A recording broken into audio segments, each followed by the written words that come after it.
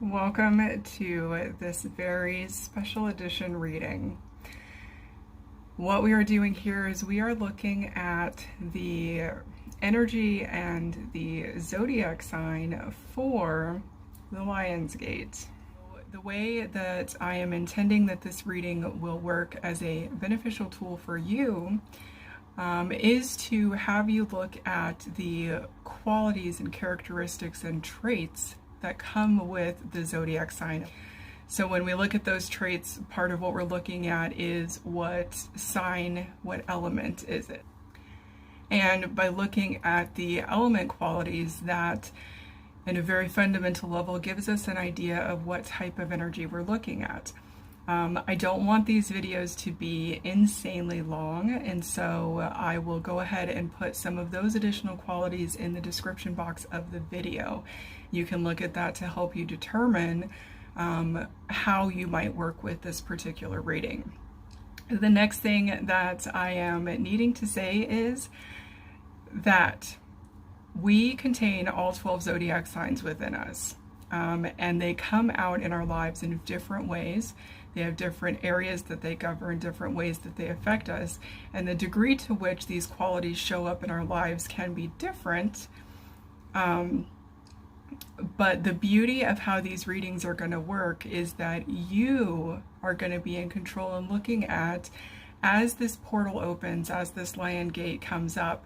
That's a reminder, I totally meant to do this at the very beginning. If you are new to the Lion's Gate portal, the 8-8 portal, I have created an intro video that will talk about that. I will link it also in the description box of this video. Well, Lion's Gate portal, August 8th, the period that I talked about, it's a great portal that helps us with manifesting. So as you look at your life right now and you look at, from the time of you watching this video, what is it that you're wanting to really manifest in your life? And if you happen to be watching it before a Lion's Gate, either the one that's happening this year or whatever year you happen to be watching this video, the idea behind this set of readings is you get to go into your personal astrology chart and you get to look at where your signs are, what they govern, how they can help you, and you get to make those choices about, okay, what extra areas of guidance am I looking for right now that can really help me maximize this manifestation energy?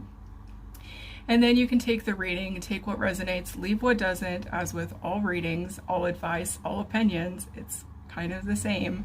It's about being in your power and really aligning yourself with what feels right for you and letting go of the things that don't. So this reading is going to be for Aquarius, and what I'm doing, I'm asking for energy. This reading is looking at energy that is going to help the Aquarius energy signature. So however that shows up in your chart, however you want to use that energy, what kind of message is needed right now to help with manifestation during the Lion's Gate. So that is what I am asking for. Information for Aquarius, what they need to know for the Lion's Gate for manifestation energy.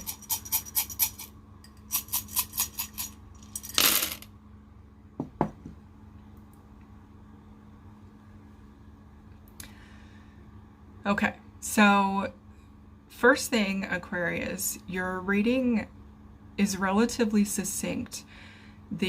Of the ones I've done in this series, this is definitely, well, I can't say definitely, but it feels like one of the shorter ones in terms of the number of runes that have come out. The first place I want to start with your reading is a series of 3 that are lining up together. Now, depending on which direction you read them, and that coming through is already telling me that this is about perspective. Which way do you want to look at things? So on the one hand, if we look at this, Nauthis is covering Wunjo, and then it leads to Sewelo. So the fate, the things we are meant to learn during this lifetime, that energy is obstructing Wunjo, which is our rune of joy, our energy of satisfaction and completeness. Those two are sitting blocked. And next to it is Suelo. But Suelo is fully exposed. Now, Suelo is our primary base for all life in this realm on Earth. Without the sun, we don't have any type of nutrients or nourishment. You know, everyone needs a primary consumer in their life, meaning a plant. We need a plant. So that beautiful interconnectedness of life, you know, and then it goes back and forth, but this energy of Suelo is about understanding the power that you have access to. That's what it's feeling like. And Nauth is covering it, you guys, I said that, and then I covered Nauth's. It was not covering Wunjo, it was covering Rido. I stand corrected. I spoke before I saw the complete rune. So, how does this change things? What does this look like now?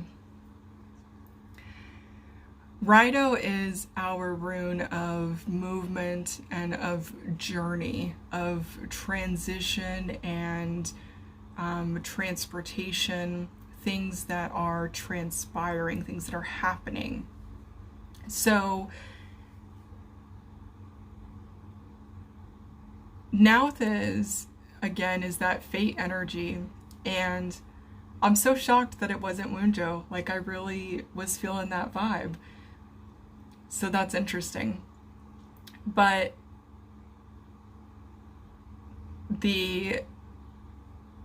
since that vibe and that feeling was there, it does mean that there is something about the completeness of a cycle. Wunjo brings us completeness and satisfaction.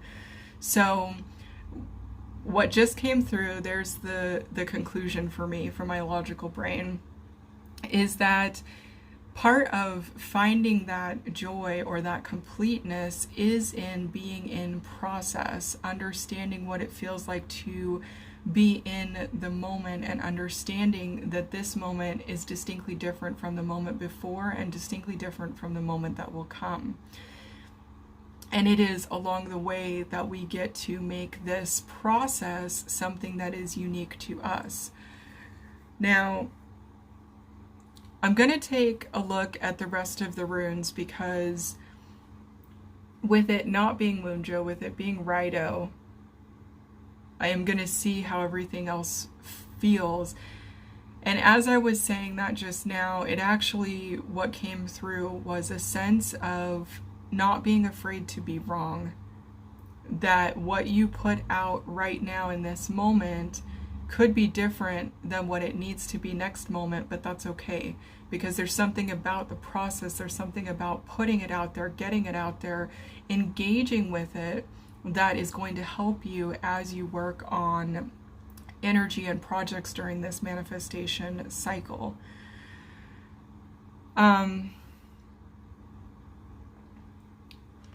We also have for you Kenaz, which is personal torch energy. This is about personal illumination. And it was sitting in line with Gabo and Berkana. Gabo is about fair and equal exchange, and Berkana is about nurturing feminine energy. So there is a sense or a feeling that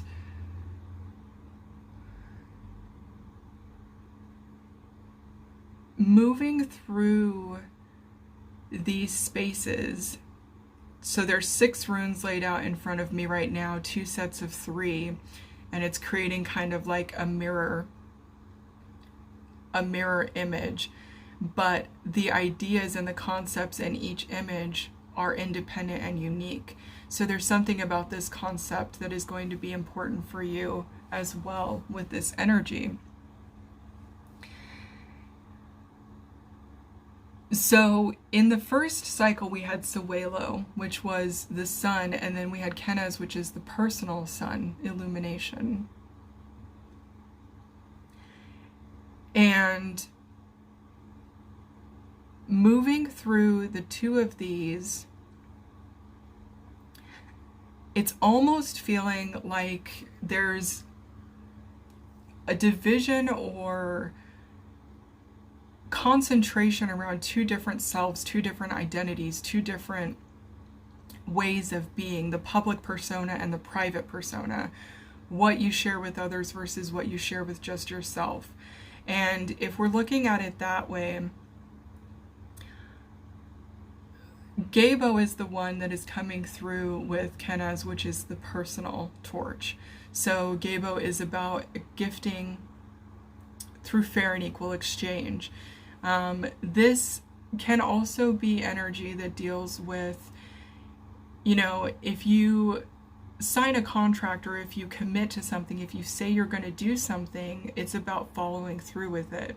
It's also the energy of being a good host when you are a guest, or being a good guest when you are somewhere. Alternatively, being a good host if you are, if you have guests. The interesting thing about that is that nurturing energy is sitting within the personal realm, within the individual realm. So there almost is a feeling for you guys that these manifestations that you're working on, it's a sense that you're focused on the outcome because of what you know and what you experience, but there's an understanding coming through that this outcome and this change and this manifestation, it's having these bigger impacts. It's having a bigger splash or kickback than you realize.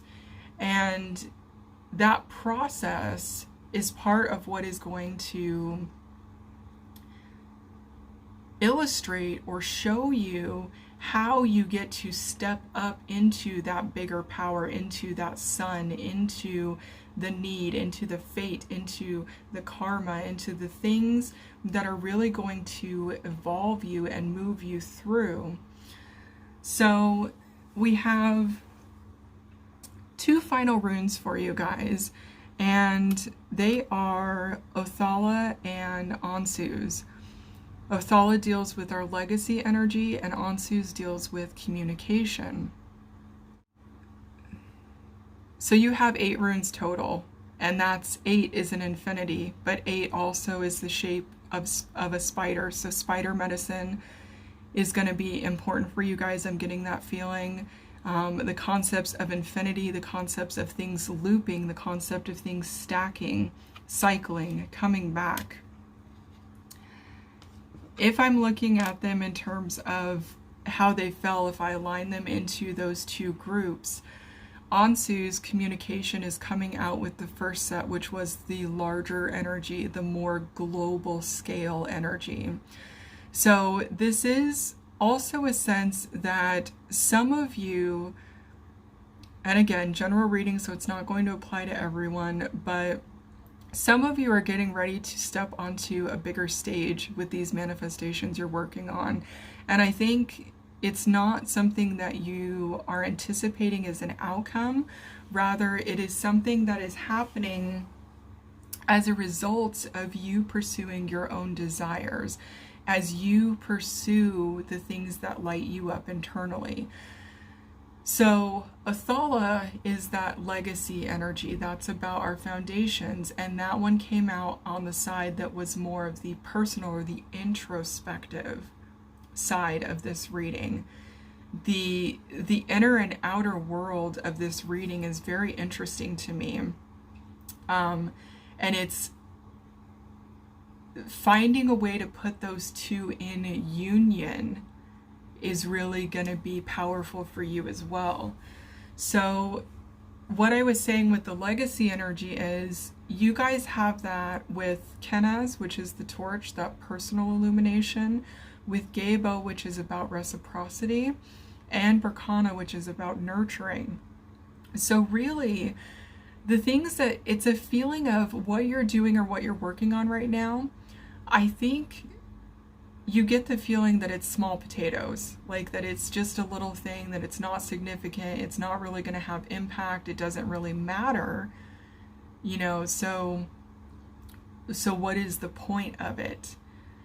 But all of that energy sitting there in that side and then moving into fate and communication and movement and journey and development and like big scale illumination really is a sense that as you develop yourself and as you fine tune and hone the things that resonate for you, it really is going to start having a mirror impact. Like your reality is going to start shifting and you're going to be amazed at the way that you start to see things coming up in your reality differently.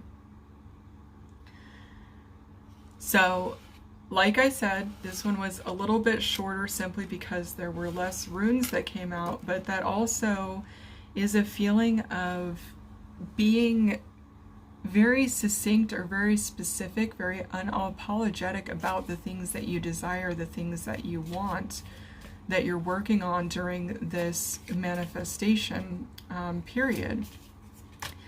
I'm pulling cards for these readings, and the card that flipped for you is Strength, which is Spirit Path of the West.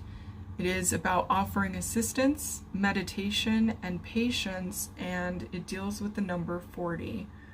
So I'll put it here on the table and I'll show you guys the card and your runes, because when my camera faces this way, it inverts the images, making it impossible, well, challenging to read.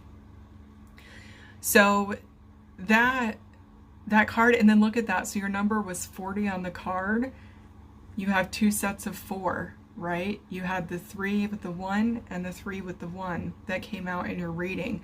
So this mirroring energy, this ability to understand the power of what you see around you and that you indeed get to impact what you see around you, is going to be important and powerful. So, and offering assistance, going back to that Gabo energy, making sure that that reciprocity is there. So that is your reading. I will show you your set here real quick, but I want to thank you. I want to thank our guides, and I want to thank the runes.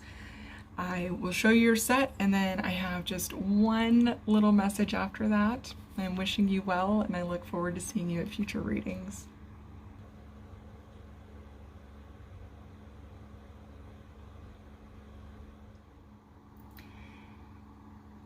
Thank you so much for attending this reading, spending time with me, and most importantly, spending time with yourself to know yourself better and to be more in your power as you live your life.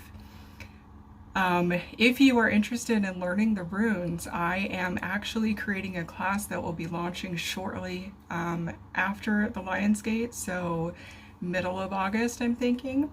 I have an email list set up. If you are interested in that, sign up for the email list. Link will be in the description box, and that will give you all the information you need in order to be able to participate.